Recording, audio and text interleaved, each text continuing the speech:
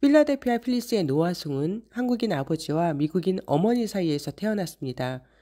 고교 졸업 후 해군사관학교에 입학하면서 메이저리그의 꿈을 접는 줄 알았지만 해군사관학교 졸업 전인 2019년 6월 메이저리그 신인 드래프트에서 4라운드 137순위로 보스턴 레드삭스 지명을 받게 됩니다. 당시 노아송은 최대 158km를 던지는 우한 정통파였고요. 그해 14경기에서 11승 평균자책점 1.44를 기록하는 등 빼어난 성적을 올려서 재능만큼은 드래프트 1라운드감으로 손색이 없다는 평가를 받았습니다. 그러나 노아송은 해군사관학교 졸업 후 2년간 의무 복무기간을 채워야 하는 상황이라 신인 드래프트에서 앞선 순번으로 지명을 받지 못했고요. 보스턴이 노아송의 강속구에 매료돼 4라운드에 지명을 했던 것이었죠. 노아송은 2019년 보스턴 지명 후에 싱글A에서 7경기에 등판해 17이닝 평균 자책점 1.06을 기록했고요. 그해 11월 일본에서 열린 프리미어 12에서 미국 대표로 출전해 등판 때마다 158km 이상의 구속을 보이며 빼어난 피칭을 선보였습니다. 하지만 프리미어 12 이후 노아송의 야구 시기는 멈췄습니다. 의무 복무 때문이었습니다. 노아송은 2020년 6월에 미국 플로리다주 펜사콜라 해군 항공기지에 입대해서 헬기 조종 교육을 받아야만 했습니다. 즉 노아송은 보스턴 선수였지만 군 복무를 위해 팀을 떠나는 상황이었습니다. 2022년 12월 노아송은 또 한 차례 인생의 전환기를 맞이합니다. 메이저리그 룰5 드래프트에서 필라델피아 필리스의 지명을 받게 되면서 빅리그에 도전할 기회를 얻게 된 것입니다. 보스턴은 2019년 이후 등판 기록이 없는 노아송을 다른 팀에서 관심을 주지 않을 것으로 판단해 40인 보호선수 명단에 이름을 올리지 않았는데 필라델피아가 그 틈을 노려 노아송을 지명했다는 후문입니다. 최근 전역한 노아송은 자유로운 신분이 돼서 필라델피아 스프링캠프에 합류했습니다. 룰5 드래프트를 통해서 이적한 노아송에게 필라델피아는 마이너리그 옵션을 사용할 수 없습니다. 26인 개막 로스터에 포함시킬 수 없다면 트레이드하거나 웨이버 공시를 하는데 웨이버를 통과하면 원소속팀인 보스턴으로 복귀할 수 있습니다. 현재 노아송은 허리 긴장 증세로 훈련을 중단했습니다. 그동안 서너 차례 불펜 투구를 소화했지만 허리 상태가 좋지 않아서 저희가 찾아간 날도 훈련 없이 치료만 받는 중이었습니다. 하지만 그는 크게 걱정하지 않았습니다. 오랫동안 경기에 나서지 못했던 터라 자신의 몸을 만드는 과정이라고 받아들였습니다. 참으로 독특한 이력의 소유자인 한국계 미국인 투수 노아송, 그의 이야기를 직접 들어보겠습니다.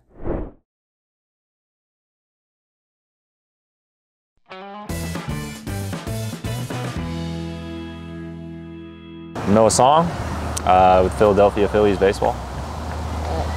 Yeah, it's been a progression. I mean, obviously coming in, not having played for a very long time, there's been not a learning curve, but I guess just a curve to get back into throwing shape and everything like that. But I think each day there's been steps made in the right direction.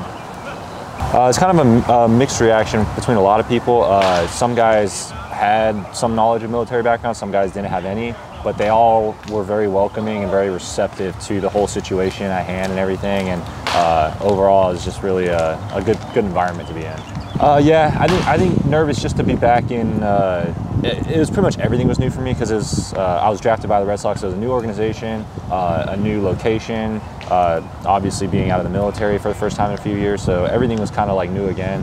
But I think it was just kind of more, just another change of part of a life. So yeah, so I didn't really know a whole lot about the Rule 5 draft, but I figured the Phillies picked me, so I knew I was gonna be with the Phillies now, and no longer with the Red Sox. And the Red Sox and the Phillies both called me, kind of gave me the lowdown on what happened. But yeah, I mean, I think it's like anything else.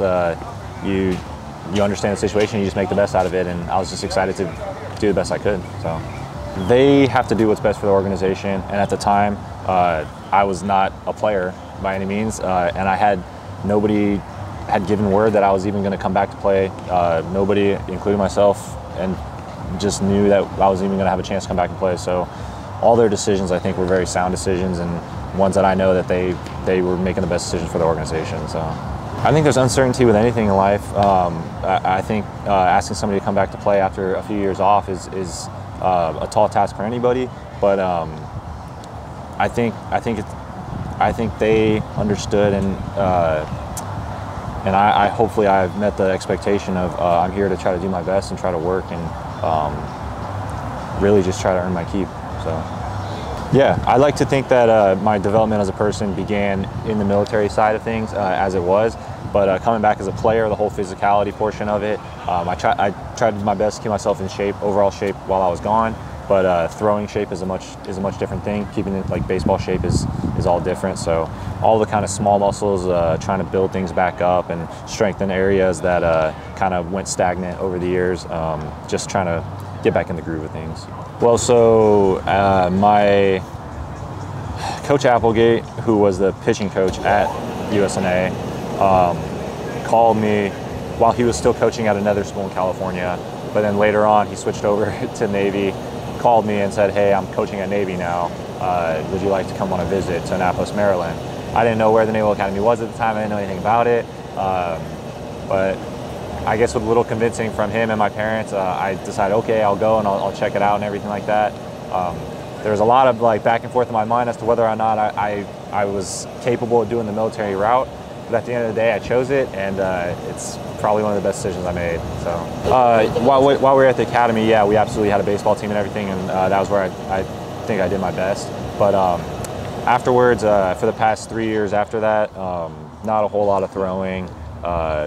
I tried to get a little more throwing in after I was Rule 5 and thought, okay, maybe there's a possibility here. But there was definitely nothing on the level of what we're doing now. Yeah. I think it's a very small sample size. Obviously, right after drafted, all the new draftees, they keep them in a very, very regimented cycle, and there's inning limits and pitch count limits and everything like that. And we had a lot of guys who did really well in the small sample size, so I try not to look too much into that, but I was just trying to do the best I could. I don't know if that's a fair question to ask, but I proudly serve my country. I proudly serve Team USA. I'm an American citizen at the end of the day, and that's who I'm going to represent. But obviously, I think it was fun to play against Korea, I guess would be the best way of putting it. My dad was calling me during the games, and he was really invested in that game. So it was a lot of fun. It was kind of fun to see how they play baseball, their style of baseball and everything, and same with Team Japan and everything. But yeah, it's kind of cool to kind of have that connection.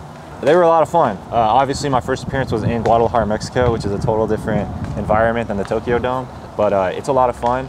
International baseball, there's some pretty significant differences in like the styles of hitting and everything like that. So it's almost like every appearance there's like approaching an entirely different way. So that's what I was trying to do, is just get 3 outs by any means. So it was a lot of fun. Yeah, well, I mean, I can't speak to it currently, but I know a few years ago when they were playing, I thought it was kind of interesting, kind of like they really like their bat flips and they like their home runs, which I thought was interesting. It almost kind of seems like there's like a mix of like kind of like a Western more style baseball that was kind of transferring over. But I think it's awesome how big baseball is in Korea and Japan, and I think it's really fun that those guys get to play at their highest level, and everybody gets kind of do their thing. So it was really hit or miss. Timing wise, there would be some days where there was time to do it, but it was very, very just kind of all over the place. The schedule changes every day, literally. We don't even know our schedule until the day before. But really the main focus while I was at flight school was getting my wings, because it is a pretty rigorous, at least academically. And so I just wanted to make sure I was taking care of business there, and kind of once baseball would come back into the picture, I would kind of take care of it at that point. I never got to throw off a mound the entire time. And then even just throwing, playing catch, is very infrequently. I think, yeah, there's been a couple people that have asked me. I think my only thoughts about not having joined are negative thoughts. I think if I wouldn't have went to USNA, I think it would have really. I think of it more as like my life would have turned out not as great as it would have now, because I know I can almost say with certainty that I would not have developed the same way that I did while I was at the academy. Our pitching coach is, I mean, I owe everything to him, all my development there, and I don't really see how it could be any other way at this point. I kind of like take more pride in it every day actually, and I'm kind of proud of myself for sticking to my decisions, and I'm really happy how it turned out. My first year, my senior year at the academy was pretty fun. It was a pretty fun time because obviously the seniors are on their way out, so they kind of get a little more freedoms and everything like that. But we had a good run at our conference tournament. Sometimes I kind of wish we could have had a regional bid there, but I know our team did our best, and that was just how it was gonna play out. And I'm really happy with the way everyone played. So I don't regret that, and I don't really wish for anything else. But the experience was fun. That's the only reason why I would ask for that. But again, a lot of it was really, really late on, as in like, you know, within like the past like few months. Really was when I called my friend in the same squadron. I was like, hey, I got Rule 5 drafted. There's a possibility I might go back to baseball. I think we need to like start throwing again if you have time to do it. He was super willing to throw. He used to be a baseball player himself. We threw as much as we could.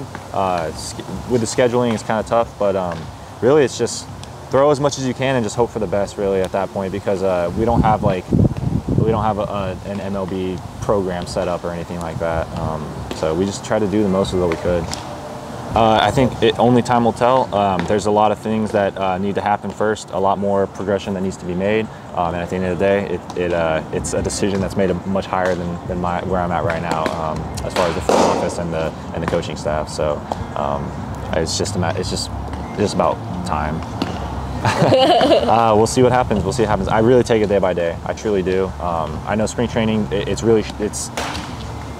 It feels really short once we're actually here, especially in my instance, and the days are limited. And I try to get the most that I can out of every day.